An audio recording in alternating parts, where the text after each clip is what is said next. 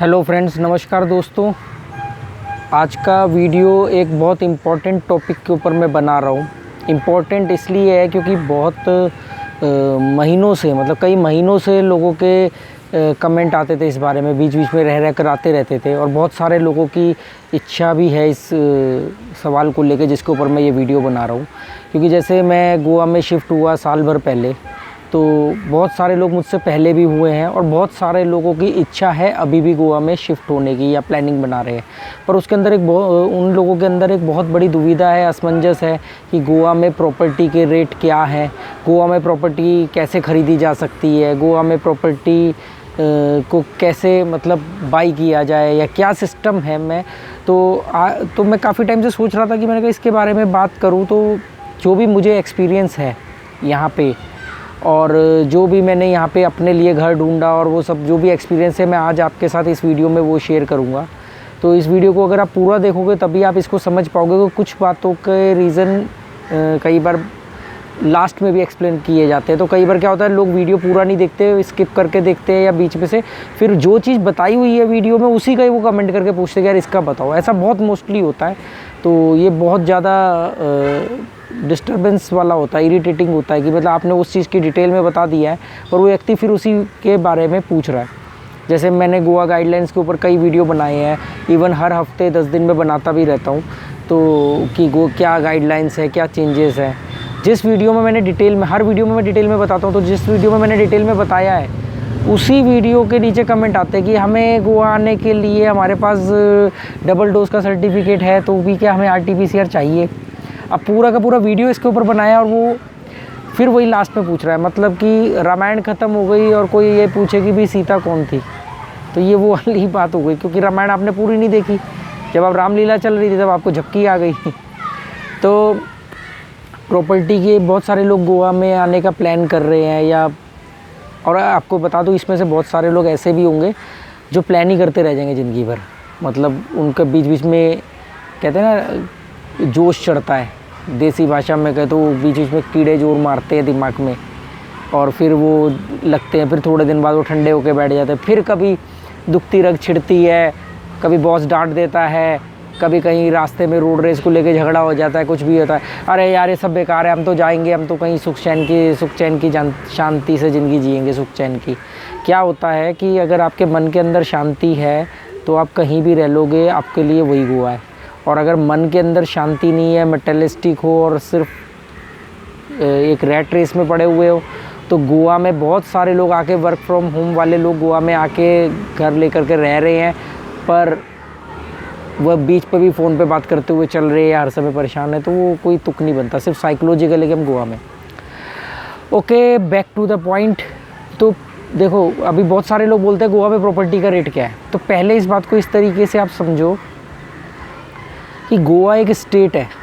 आपने तो एक सवाल पूछा गोवा में प्रॉपर्टी का रेट क्या है। अब मैं आपसे पूछूं दिल्ली में प्रॉपर्टी का रेट क्या है, या बम्बई में प्रॉपर्टी का रेट क्या है, या बेंगलोर में, या किसी भी XYZ जगह पे, आप कहोगे यार ये कैसा सवाल है, ये इनकम्प्लीट क्वेश्चन है।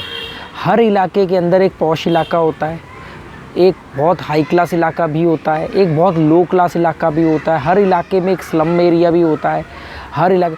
अब आपने तो एक ओवरऑल एक सिटी या एक स्टेट का पूछ लिया, यहाँ तो सिटी का भी सवाल नहीं है, सीधा एक ही सवाल, गोवा में प्रॉपर्टी का रेट क्या है। भाई गोवा में आपको पहाड़ के ऊपर प्रॉपर्टी चाहिए, गोवा में आपको एग्रीकल्चर लैंड चाहिए, गोवा में आपको हेरिटेज होम चाहिए, गोवा में आपको कोस्टल एरिया में होम चाहिए, आपको गोवा में प्रॉपर्टी कहाँ चाहिए। समुंदर के किनारे चाहिए, समुंदर से 5 किलोमीटर एरिया के अंदर चाहिए, पहाड़ के ऊपर चाहिए, खेतों में चाहिए, जंगल में चाहिए। आपको देखो क्या है ना कि जो लोग गोवा से बाहर के लोग हैं उनको लगता है गोवा सिर्फ बीच बियर पार्टी, दैट्स इट। ऐसा नहीं है। गोवा के अंदर कई बड़ी वाइल्ड सेंचुरीज़ हैं जहाँ के उसके अंदर भी लोग रहते हैं। गोवा के अंदर हर जगह पे पहाड़ है, तो पहाड़ों के ऊपर भी कुछ कॉलोनियाँ बसी हुई हैं।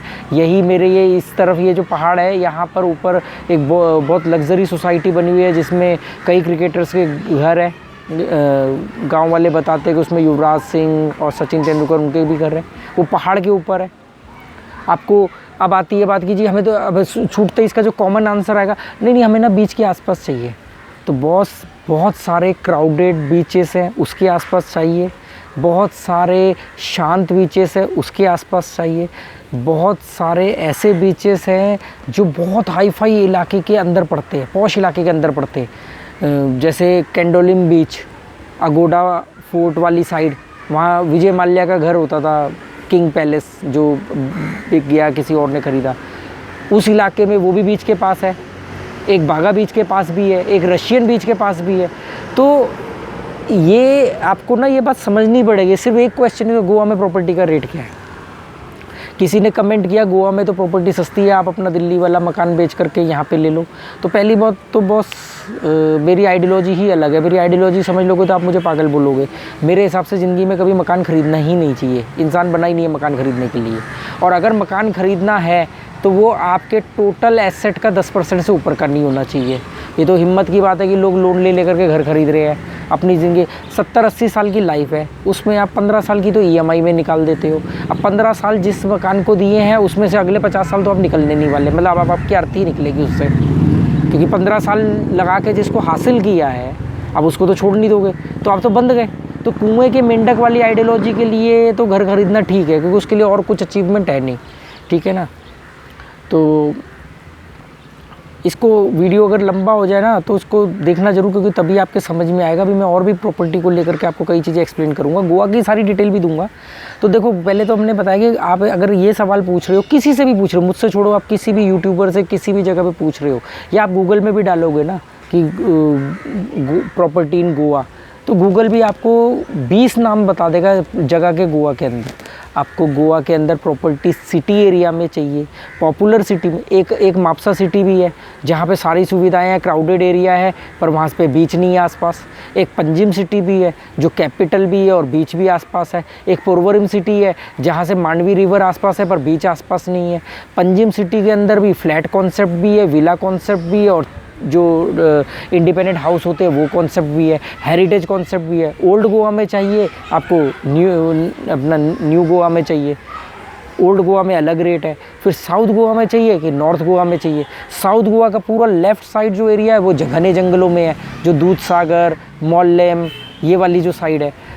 साउथ गोवा में इस तरफ जाओगे तो अगोंडा बीच और कई सारे वहाँ पे और बहुत सारे बटरफ्लाई बीच और पता नहीं कौन कौन से बीचेस है। तो ये सवाल, अब आप इस बात को समझ के सोचो कि जो कह रहा हो कि हमें गोवा में प्रॉपर्टी खरीदनी है तो गोवा में प्रॉपर्टी का क्या रेट है। तो अब आपको ये एक्सप्लेन करना पड़ेगा किसी को भी कि भाई गोवा के अंदर मुझे समुंदर के किनारे चाहिए, और समुंदर के किनारे पॉश इलाके में चाहिए या जंगल में चाहिए या समुंदर के आसपास पहाड़ में चाहिए। जैसे क्रिकेटरों ने समुंदर के सामने पहाड़ की चोटी के ऊपर एक सोसाइटी में अपने घर बनाए हुए है ना, वहाँ से उनको बीच पे जाने के लिए भी 3 से 4 किलोमीटर लगता है। तो बीच के 4-5 किलोमीटर में चाहिए या बिल्कुल ही सामने चाहिए। दूसरा एक मीरामार है, मीरामार के सामने समुंदर है, वहाँ पे पूरी सोसाइटी फ्लैट है। तो देखो मेरा तो सिंपल सा कॉन्सेप्ट क्लियर था। अब ये सब सारे ऑप्शंस मैंने आपके सामने रख दिया, अब आपके दिमाग की घंटियाँ बजनी शुरू हो गई होंगी कि यार क्या जवाब दे भाई। जिन लोगों के भी मन में होगा कि गोवा में प्रॉपर्टी का क्या रेट है या गोवा में प्रॉपर्टी का रेट पता करना है, तो भाई पहले जगह को लोकेशन चुननी पड़ेगी, उस लोकेशन के अंदर भी आपको जगह को स्पेसिफाई करना पड़ेगा। ऐसे नहीं कि गोवा में प्रॉपर्टी का क्या रेट है, क्योंकि आप अब दिमाग में घंटियाँ किस बात की बज रही कि भाई क्या बोले। बीच सबसे पहला आता है बीच के किनारे। अब बीच के किनारे तो बहुत महंगी जगह। अभी ये जो है ना, ये मेरे सामने का एरिया, इधर सारा बीच है और इधर एक आसा गाँव है। आसा गाँव एक जंगल के अंदर लोगों ने बंगले बना के बेचे हैं, कोठियाँ बनाई है बहुत बढ़िया, एकदम जंगल के अंदर। तो वो उसका एक अलग, वहाँ पे सारे सुपर रिच लोग आकर के रह रहे हैं यहीं पास में आसा गाँव में। वहाँ से बीच कम से कम 8 किलोमीटर पड़ेगा, पर वो बहुत पॉश इलाका है आसा गाँव, आपने नाम भी नहीं सुना होगा। पर्रा रोड, जहाँ पे वो कोकोनट ट्री रोड है, वो सिर्फ उतना सही 800 मीटर का रोड है। आप कहोगे हमें तो उसके आसपास चाहिए जिसमें डियर ज़िंदगी में शाहरुख खान, आलिया भट्ट साइकिल चलाते हैं या बहुत सारी मूवीज़ या सॉन्ग्स में होता है। तो वो सिर्फ 800 मीटर का रोड है जिसके दोनों तरफ, पतला सा रोड है, 800 मीटर लेंथ है उस रोड की, दोनों तरफ कोकोनट ट्री लगे हुए हैं बस। और वहाँ पे सारे इंडियंस वहाँ पे आके फ़ोटो खिंचवाते हैं। उसके दोनों साइड में खेत है, कोई वहाँ पे कोई कंस्ट्रक्शन नहीं हो सकती। उसके शुरुआत और एंड में छोटे छोटे रेजिडेंशियल एरिया है। पर क्या है, मूवीज़ में देखने में लोकेशन बढ़िया यार इसके आसपास होना चाहिए। वहाँ से 5-6 किलोमीटर आगे बागा बीच पड़ता है, जिसकी एक दूसरा रोड उसके साथ पे पैरेलल रोड चल रहा है। बागा बीच के आसपास का एरिया है जैसे चांदनी चौक है दिल्ली का, या मुंबई का क्राफ्ट मार्केट और उस तरह कंजस्टेड, जहाँ पे लाइन से दुकानें ही दुकानें हैं, ट्रैफिक है, होटल रेस्टोरेंट ये सब, वहाँ पे कहाँ शोरूम में रहोगे। अभी आपको दोस्तों थोड़े दिन पहले की बात बता रहा हूँ, मैं यहाँ पेट्रोल पंप पे पेट्रोल डलवाने गया था, वहाँ तो लग गया था, हम एटीएम से पैसे निकाल रहे थे तो खड़े थे, लाइन क्यू थी, तो 2 फॉरेनर्स बात कर रहे थे, साथ में एक बड़ी लग्जरी, मतलब एक बड़ा हाई फाई एक बिल्डिंग सी बनी है 3-4 फ्लोर की, या ज़्यादा ऊंची हाई राइज बिल्डिंग ज़्यादा होती नहीं है। तो वो फॉरेनर आपस में बात कर रहे थे, वो उसको कह रहा है कि यार ये देखना ये नई बिल्डिंग बनी है, दूसरा कह रहा है पता नहीं यहाँ कौन रहेगा, कह रहा है इसके ऊपर अगर कोई घर लेकर के रहेगा तो उसको दिखेगा क्या, नीचे पेट्रोल पंप, सामने मार्केट ये और समुंदर दूर। तो वही कॉन्सेप्ट मेरा भी है। मेरे पास ऑप्शन था, मैं हमेशा पंजिम में रहा हूँ, तो मैं अपनी फैमिली के साथ पंजिम में फ्लैट लेके रह सकता था। मैंने कहा एक कबूतर खाने से निकल के दूसरे कबूतर खाने में आगे काहे का गोवा ये गोवा है। मैं एक इंडिपेंडेंट घर लिया है मैंने, एक फ्लोर है मेरे पास पूरा, ये सामने पूरा अरेबियन सी है, ये सामने वागडर बीच वगैरह सब वॉकिंग डिस्टेंस। और बीच तो आप रोज़ नहीं जा सकते ना, कहने की बात होती है, शुरू में शौक होता है बीच जाने का, पर आपको ये फ्रेश हवा, ये शांति, ये पेड़ों के बीच में रहना, ये इधर मेरे लेफ़्ट साइड में पूरा पहाड़ है, तो ये सब चीज़ें तो आपको रोज़ चाहिए होती है। सामने सनसेट हो रहा है चपूरा फोर्ट में, तो ये अब मैं फ़्लैट लेकर के रहूँ, यहीं आगे सियोलिम में फ़्लैट है, वहाँ पे 30-30 हज़ार रुपये किराया है।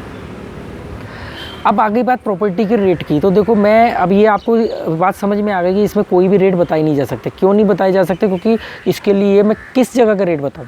कुछ लोगों की इच्छा होगी कि हम एक एग्रीकल्चर लैंड लेकर के उसमें फार्म हाउस बनाएं, तो एग्रीकल्चर लैंड में आप टेम्परेरी कंस्ट्रक्शन तो कर सकते हो, पर परमानेंट कंस्ट्रक्शन नहीं कर सकते, वो भी एक छोटे से एरिया में। तो आप सोचोगे आप फार्म हाउस बना पाओगे, नहीं बना पाओगे।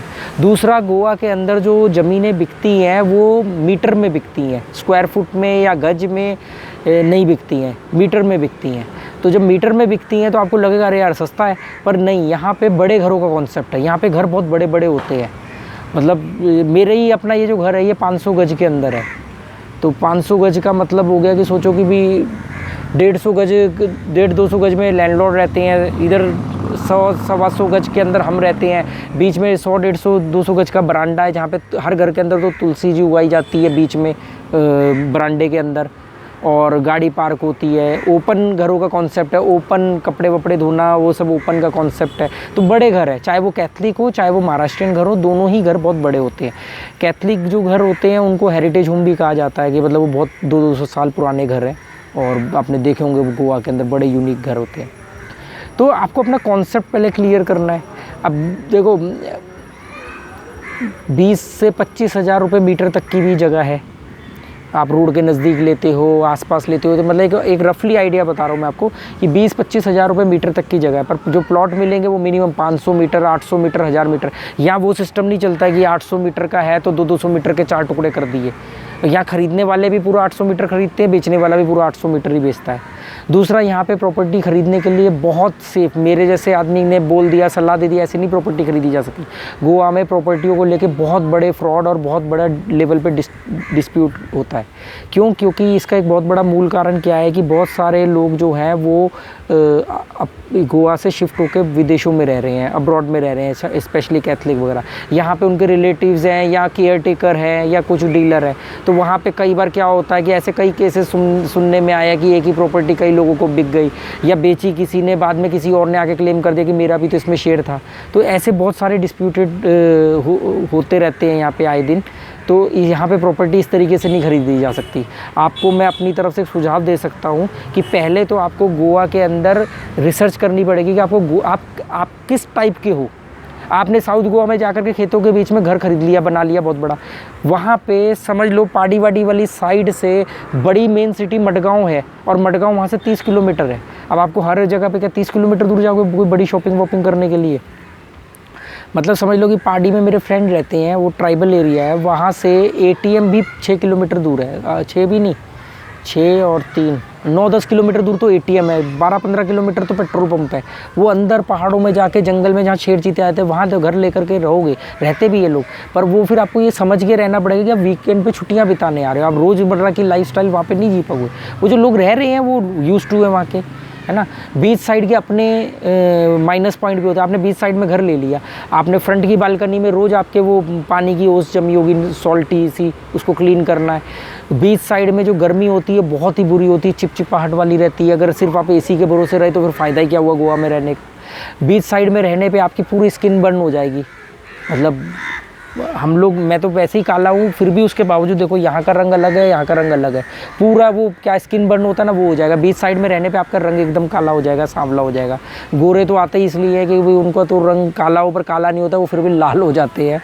तो हर चीज़ के माइनस प्लस पॉइंट होते हैं। आप पहले अपनी आइडियोलॉजी को समझो, उसके हिसाब से गोवा में रिसर्च करो, फिर लोकेशन ढूंढो, फिर उसके बाद में वहाँ की प्रॉपर्टी के रेट पता करो, और फिर बिना जो प्रॉपर्टी कंसल्टेंट होते हैं, जो लॉयर होते हैं, उनकी फ़ीस देनी पड़ेगी आपको, और बिना उनके कंसल्टेंसी के आप कोई भी प्रॉपर्टी मत खरीदो। ज़्यादातर यहाँ पे जो प्रॉपर्टी है वो बिना पेपर वर्क के है, वो 3-3 4-4 पीढ़ियों से लोग रह रहे हैं शुरू से, तो वो प्रॉपर्टी है तो उनकी है, पर वो आगे बेच नहीं सकते। क्यों? क्योंकि उनके खुद के नाम पे नहीं है, पर उनको कोई निकाल भी नहीं सकता, क्योंकि वो 3-4 पीढ़ियों से यहाँ रहते आ रहे हैं। ये सारी प्रॉपर्टीज़ उसमें से ही है ज़्यादातर। कोस्टल बेल्ट की सारी, ग्रीन बेल्ट की, कोस्टल बेल्ट की सारी प्रॉपर्टीज़ ऐसे ही है, वो किसी के नाम नहीं है, पर वो 3-3 4-4 पीढ़ी से रह रहे हैं, तो इसके लिए उनको कोई वहाँ से, वो वही ऑनर है, पर वो सेल नहीं कर सकते। जब पेपर ही नहीं तो सेल कैसे करेंगे? तो ये चीज़ें आपको बहुत ध्यान से समझ के करनी पड़ेगी। दूसरा एक ऑप्शन होता है कि यहाँ पे लीज़ पे प्रॉपर्टी आप ले सकते हो, कि भाई आपने 10 साल, 5 साल, 15 साल की लीज़ पे ले ली, तो एक वो कॉन्सेप्ट यहाँ पे बहुत चलता है। 10 साल से ऊपर की लीज़ पे, जैसे आपने कोई खेत ले लिया या कोई बड़ा घर ले लिया या कोई कमर्शियल लैंड ले लिया, तो 10 साल की लीज़ के ऊपर कहते हैं कि टैक्स भी कम लगता है, गवर्नमेंट जो चार्ज लेती है लीज़ का। तो ऐसे करके कुछ रूल है। तो पहला स्टेप है कि आपको ये समझना है कि आपको कहाँ रहना है। कोस्टल में रहना है तो कोस्टल में भी फिर रशियन बीचेस भी हैं, बागा और कलंगुट जैसे क्राउडेड बीचेस भी हैं। क्योंकि बागा बीच आपको एक दिन तो अच्छा लग सकता है, 4 दिन अच्छा लग सकता है, पर बागा बीच एक ऐसा बीच नहीं है कि जहाँ पे आप रोज़ जा सकते हो। मेरे तो बिल्कुल भी, मैं बागा बीच और कलंगुट बीच को पसंद नहीं करता, क्योंकि वहाँ इतनी भीड़ होती है, और वो भीड़ का जो लेवल है वो हाई क्लास भीड़ नहीं होती है। वहाँ पे आपको फॉरेनर्स भी नहीं मिलेंगे। फॉरेनर्स का एक अलग बीच होता है, साउथ गोवा में मिलेंगे, रशियन बीचेस में मिलेंगे, या वागाटर बीच है, अंजुना बीच है, आरम्बोल तो वो रशियन हो गया, ये ओजरान बीच है। पर आप बागा बीच चले जाओ, तपती धूप के अंदर भी लोग वहाँ पर पी के रेतों पर गिरे पड़े हैं। मैंने कई वीडियो डाले हुए हैं वहाँ पर बना के, मतलब पुलिस को अरेस्ट करते हुए, मार कुटाई करते हुए देखा है, क्योंकि वो नशे में, तो फिर ग्रुप, वो सारा आई लव गोवा गैंग वहीं मिलेगा आपको। तो कौन से बीच को आप सिलेक्ट करते हो? एग्रीकल्चर लैंड लेना है, इंडिपेंडेंट हाउस लेना है, हेरिटेज होम लेना है जो कैथलिक स्टाइल के घर है, वो सब चीज़ें आपको समझनी पड़ेंगी। लोकेशन को, गोवा के मैप को पहले स्टडी करो, फिर उसके लोकेशन को समझो। उसमें अगर आपको कहीं कोई प्रॉब्लम होती है तो मैं, अगर आपको लगता है तो मैं आपकी हेल्प कर सकता हूँ भाई। और रेंट पे रहना है तो मैंने जैसे बताया था कि भाई मेरा ये घर जो है 14,000 रुपये किराए पे है, और 2 BHK है। तो 2 BHK आपको 15 से 16,000 20,000 रुपये के आसपास मिल जाएगा। फ्लैट वाले कॉन्सेप्ट में मैं रहना नहीं चाहता, क्योंकि फ्लैट वाला मतलब मैं तो खुद फ्लैट में ही रहता था। तो बाकी ये कि महंगा फ्लैट कॉन्सेप्ट भी है कि और महंगे हो जाएंगे फ्लैट कॉन्सेप्ट। मुझे तो ऐसे इंडिपेंडेंट हाउस चाहिए था। अभी मेरी कोशिश है कि जब तक यहाँ रह रहे, इसके बाद जब भी जाएंगे यहाँ से तो इंडिपेंडेंट हाउस लेंगे, तो रेंट पे या लीज़ पे। और क्योंकि मैंने ट्रैवलिंग भी करनी है, मैं गोवा में परमानेंट के लिए, परमानेंट तो इस धरती पे नहीं तो गोवा में कहाँ से होऊंगा, पर गोवा में ठीक है, एक किसी गोवन के साथ मिल के कोई एक छोटा सा अपना मंथली एक्सपेंस निकलेगा, ऐसा बिज़नेस मॉडल है मेरे पास, और स्टार्ट करूँगा उसको देर सवेर।